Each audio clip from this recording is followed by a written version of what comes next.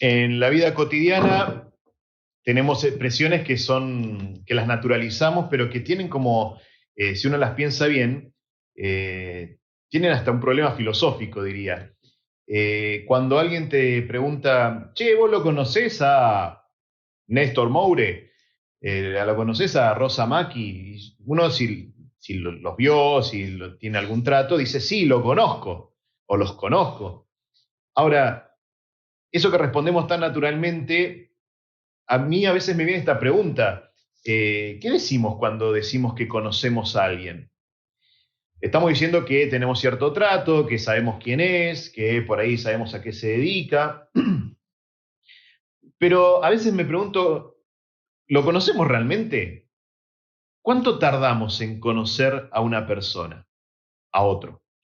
Porque pienso, si tanto tardamos en conocernos a nosotros mismos, y no sé si lo terminamos alguna vez, y de nosotros mismos tenemos experiencia constante y directa todos los días, ¿cuánto más difícil será conocer a otra persona? Y a veces pienso también que hay personas que nos sorprenden, porque yo pensaba conocer a una persona, pensé que más o menos tenía sabido cómo reaccionaba, lo que pensaba, y en algún momento nos sorprende, para bien o para mal, ¿sí? Por ahí una persona que yo pensaba que era muy buena y muy santa, y de golpe me hace una cosa mala, y yo digo, pero ¿cómo puede ser si yo pensaba que era de una manera y es de otra? O una persona por la que yo no daba ni 2 pesos, y de golpe me sorprende con una acción muy buena y muy generosa, ¿no? ¿Cuánto tardamos en conocer a alguien? Probablemente no haya un plazo, dependerá de cada persona, pero sí creo que es cierto y es muy claro que para conocernos necesitamos un proceso. Y creo también, junto con eso, que en los momentos difíciles uno conoce mejor el talante de una persona. Yo creo que si uno quiere conocer cómo es realmente alguien, lo tenemos que mirar en momentos de dificultad. Porque, por ejemplo, yo puedo dar la impresión de que soy muy santo y muy, no sé, un hombre de mucha fe y muy centrado, pero en un momento de dificultad me derrumbo. Entonces, me tendré que preguntar si realmente mi fe era tan fuerte como yo pensaba, ¿no? En esto se me viene ahora, no lo iba a decir, pero se me ocurrió ahora. Me acuerdo de un testimonio personal, ¿no? Por ahí algunos conocieron al obispo Raúl Rossi, que tuvo poquito tiempo porque lo nombraron obispo de San Martín y al año le descubrieron cáncer en el páncreas y bueno, todo el último año estuvo enfermo. Yo era seminarista y confieso que no tenía muy buen vínculo con él cuando, digamos, pastoreaba la diócesis, pero cuando estaba enfermo, nos pidieron a los seminaristas si nos podíamos turnar para ir a cuidarlo a la clínica San Camilo cuando él estaba internado ahí. Y realmente esas noches que yo me quedé a cuidarlo en el San Camilo, descubrí que primero tenía unos dolores terribles, pero que en medio de esos dolores, él lo vivía con mucha fe, una fortaleza que yo no había descubierto antes. Mi relación con él, estando sano, digamos, no era muy buena y no me sentía cercano. Pero viéndolo en un momento de dolor, noté a un hombre realmente creyente, ¿no? Por eso digo, uno conoce mucho más a las personas cuando está en un momento de dificultad, ¿no? Porque frente a la dificultad, ¿qué hace esta persona? Permanece, huye, aguanta, sucumbe, mantiene la paz, ¿qué hace? ¿No? Y yo creo que ahí hay como una verificación de quién es la persona. ¿Cuánto más nos pasa esto con Jesús? Si nos cuesta a veces hacer este proceso de conocernos entre nosotros, ¿cuánto más a veces nos pasa con el Señor? Y digo esto porque el Evangelio que nos propone la liturgia hoy, creo que se trata de esto, de un progresivo descubrimiento del Señor. Nos pasa con la palabra de Dios que a veces como ya la tenemos sabida, la repetimos y ponemos acentos donde a veces no lo tienen. En este texto particularmente yo creo que a veces se pone mucho el acento en la tormenta calmada, que es algo que pasa, sí, es lo que pasa, pero yo creo que el texto no pone el acento ahí. Yo no creo que la intención del texto sea mostrar cómo Jesús calmó la tempestad, sino que yo creo que el texto es una invitación a descubrir quién es Jesús, a mostrarnos que para descubrir a Jesús tenemos que hacer un proceso. Yo creo que ahí está la clave del texto. Y les voy a, justifico esto, porque por ahí alguno me va a decir, pero ¿cómo? En los comentarios hablan de la tempestad calmada y la tormenta que paró. Bueno, yo les doy mis indicios de por qué pienso que este texto apunta a un progresivo, a invitarnos a un progresivo descubrimiento del Señor.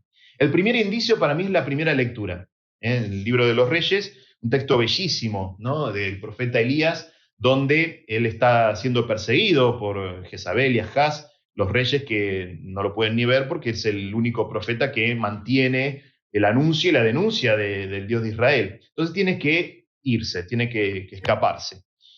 Y es significativo que él va al Horeb, ¿sí? Es otro nombre del Sinaí, donde Israel recibió la ley. Es decir, el hecho de que Elías se vaya al Horeb no es una simple huida, es volver al origen, es volver al lugar donde comenzó todo. En ese lugar donde Dios hizo una alianza con su pueblo, lo constituyó como pueblo, donde él dijo, ustedes serán mi pueblo y yo seré su Dios, ahí vuelve Elías, vuelve a las fuentes, digamos, vuelve al amor del principio. Y fíjense, cuando él está en la montaña, se pone en una gruta y aparecen algunos fenómenos que él intuye que por ahí Dios se está manifestando. Dice, primero pasó un viento huracanado, ¿no? Que rompía las piedras, pero el Señor no estaba en el viento. Después vino un terremoto, ¿no? Otro fenómeno intenso, vibrante, pero el Señor no estaba en el terremoto. Después vino un fuego, también impetuoso, pero el Señor no estaba en el fuego. Y al final, dice el texto, se oyó el rumor de una brisa suave. Y Elías aprende que el Señor no se manifiesta en esos lugares de poder, en esos lugares de intensidad, en esos lugares de algo impresionante y maravilloso, sino que el Señor hace oír su voz en esa brisa suave. Entonces, el texto, fíjense, de la primera lectura, es una invitación a descubrir dónde está el Señor. ¿Dónde vos ponés el acento de la manifestación del Señor? Si buscas al Señor en cosas maravillosas, en cosas despampanantes, en fenómenos que sean maravillosos, o buscas al Señor en esa brisa suave, casi imperceptible, pero que el Señor está ahí, no en lo otro. Ese es el primer indicio que a mí me indica que tal vez el Evangelio se trate de descubrir al Señor. Ustedes recuerden que en los domingos siempre la primera lectura está elegida a propósito en función del Evangelio. Entonces, poner este texto del primer libro de los Reyes sobre dónde descubrir al Señor tiene que ver con el tema del Evangelio. ¿Dónde está Jesús? Y el segundo indicio, fíjense que en el mismo Evangelio hay un proceso de descubrir al Señor. Los discípulos están en la barca, la imagen la tenemos, ¿no? Los discípulos están en la barca, Jesús los había mandado, él se quedó a rezar solo en tierra firme y en el medio del agua los agarra la tormenta, ¿no? ¿Cuál es el proceso que hacen los discípulos? Fíjense cómo empieza y cómo termina el proceso de los discípulos en medio de la tormenta. La primera aparición de Jesús, ¿qué les hace decir a los discípulos? Es un fantasma. Es decir, están haciendo una hipótesis sobre quién es ese que viene ahí. No lo ven claro, no entienden qué pasa. Es un fantasma. Segundo paso del proceso, Jesús mismo que da su palabra en medio de esa tempestad, podríamos decir como el viento, como el fuego, como el terremoto de la primera lectura, la voz de Jesús en medio de todo eso diciendo, tranquilícense, soy yo. Tercer paso del proceso, Pedro, si sos vos, mandame ir sobre el agua, caminando sobre el agua. Si sos vos, ¿ven? La condición es, si vos sos el Señor, mandame ir sobre el agua. Cuarto paso del proceso, cuando termina todo, los discípulos terminan diciendo, verdaderamente tú eres, vos sos el Hijo de Dios. Entonces fíjense el proceso que tenemos acá. Es un fantasma, soy yo, no teman, dice Jesús. Si sos vos, dice Pedro, y los discípulos terminan diciendo, vos sos, afirmación, vos sos el Hijo de Dios.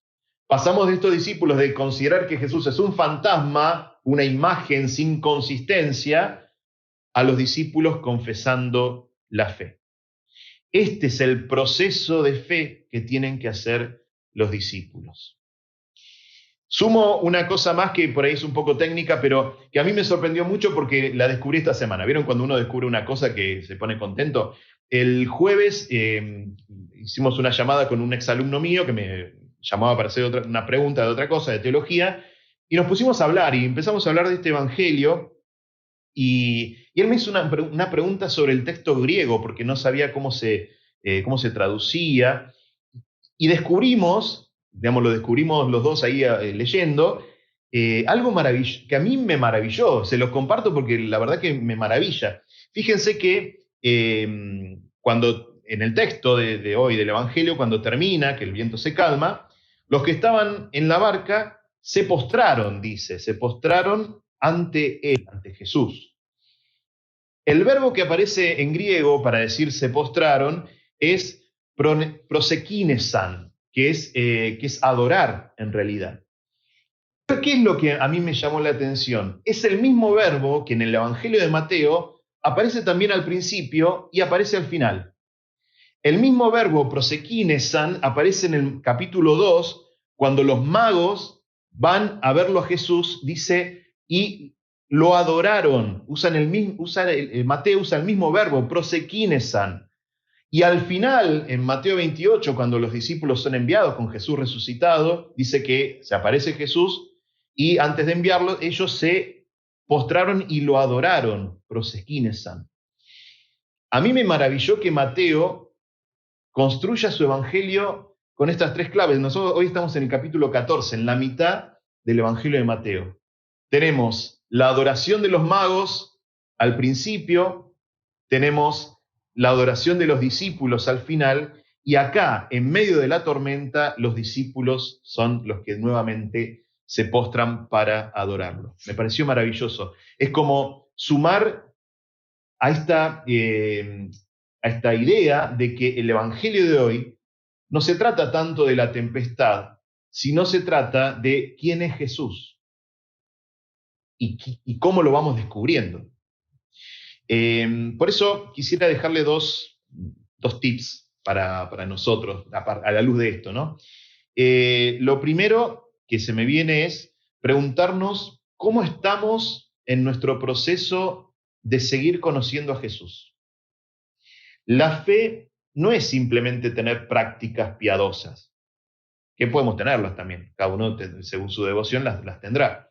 Pero la fe, si yo miro el Evangelio y miro a los discípulos, me doy cuenta que la fe es un proceso donde si no avanzo es que estoy estancado, ¿no?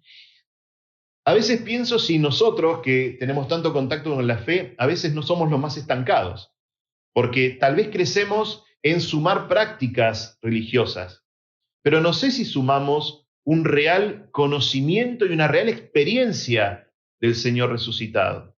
A mí me parece que acá se juega la fe.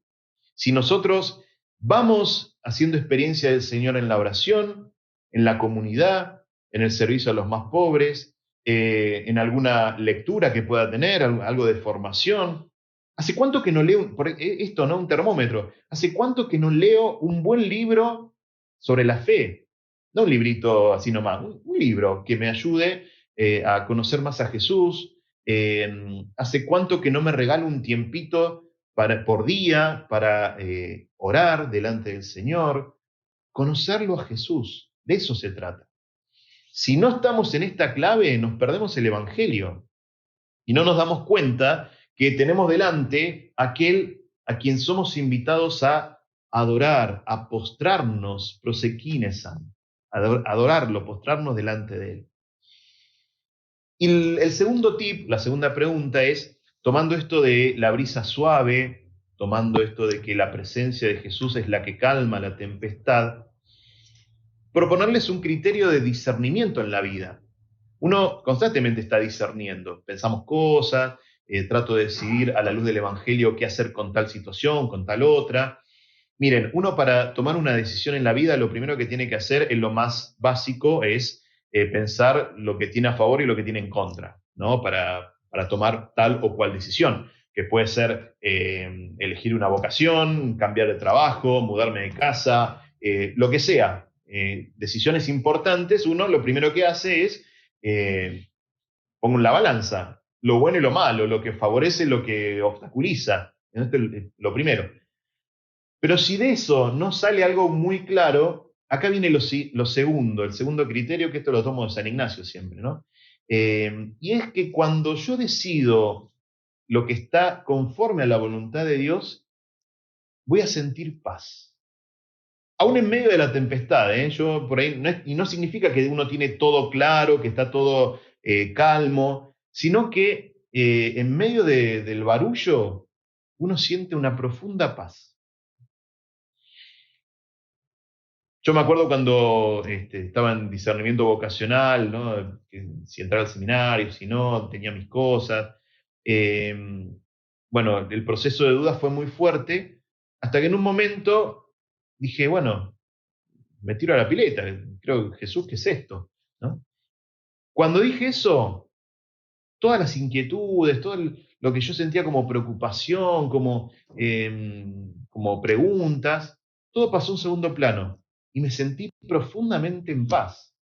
Y creo que eso es como un indicio de que nuestras decisiones van en sintonía con la voz de Dios. Cuando experimentamos una profunda paz, aunque todo sea un lío exteriormente, aunque no tenga todo claro ni todo resuelto, aunque la tormenta siga, en medio de esa tormenta yo puedo estar en paz porque estoy decidiendo bien. Entonces, les dejo este criterio de discernimiento, la paz como un criterio, ¿sí? Como un indicio de que estamos decidiendo según el corazón de Dios. Los invito a que sigamos creciendo en nuestra experiencia de Jesús. El Señor que nos muestra el reino, que nos muestra el corazón del Padre, nos invita a conocerlo cada día más. De eso se trata la fe, de eso se trata el camino creyente, de eso se trata la fe cristiana, de eso se trata ser iglesia. Los invito a que sigamos creciendo en el amor del Señor, que lo sigamos conociendo cada vez más para asombrarnos de su presencia, para sabernos sostenidos de Él en medio de cualquier tormenta.